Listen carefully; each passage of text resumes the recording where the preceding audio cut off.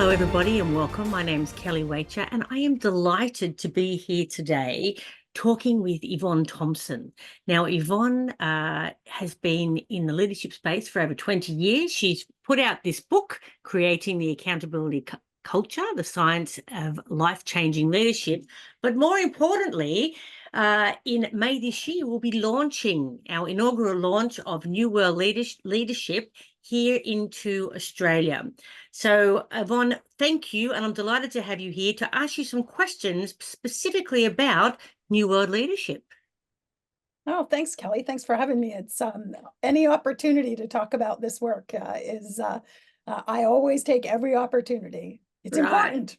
Absolutely. And I know you're very passionate about it. We've had many discussions.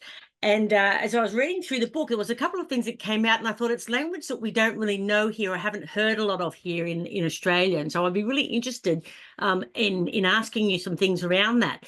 And one of the things that really struck me when I was reading the book was you discussed the journey of old energy to new energy organizations. Can you explain that and tell me a little bit about how you've seen the results of that transformation in organizations in the work that you've done?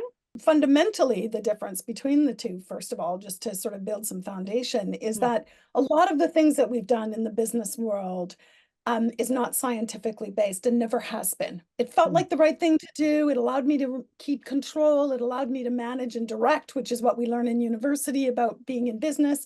Yes. But it isn't actually scientifically based. Where the work that we do is very much about understanding the science of human behavior. What is it that creates positive psychology? What environments actually allow people, the human being, to thrive? And so when we think in terms of that, all of the processes around new energy are all grounded in that science and in that deep understanding of what it is to be human. And that's when you get really great performance, when you can create that environment. So what we see in organizations that shift in this direction, any shift is bumpy. So it's a little bumpy to begin with because we have to rewire our brains. We have to think completely differently about how do we lead? How do we create that environment? But once they do, leaders will often say, like, this is just incredible how much it's changed my relationships at home, my relationships at work, my conversations I have with my direct reports.